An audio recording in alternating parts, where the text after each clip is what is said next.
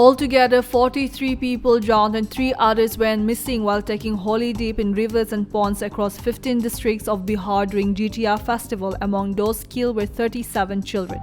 Notably, women observe fast for the well-being of their children during this festival.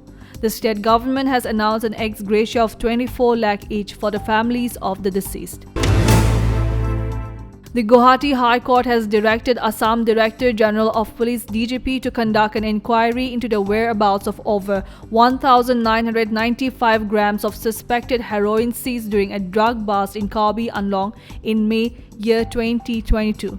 This order follows the revelation that the investigating officer IO was unaware of the seized contraband's location, a significant breach that led the court to quash the conviction of 2 accused individuals. Jagat Guru Sankaracharya Swami Sri Avimukteshwaran Saraswati visit to Arunachal Pradesh was cut short on September 26 today as local authorities asked him to return due to protests against his Gaudhaj Sthapna Bharat Yatra.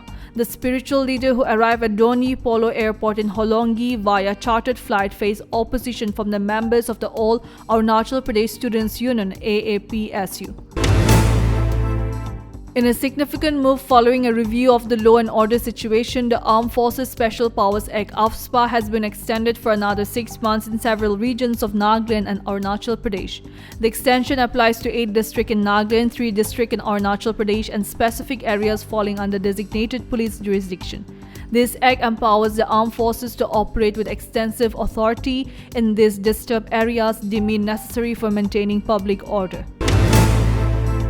The Naga People's Organization (NPO) and Karong Senapati Town Committee (KSTC) have issued a joint statement strongly condemning an alleged attempt to set fire to the Sri Sri Pashupati Nath Mandir in Senapati, Manipur.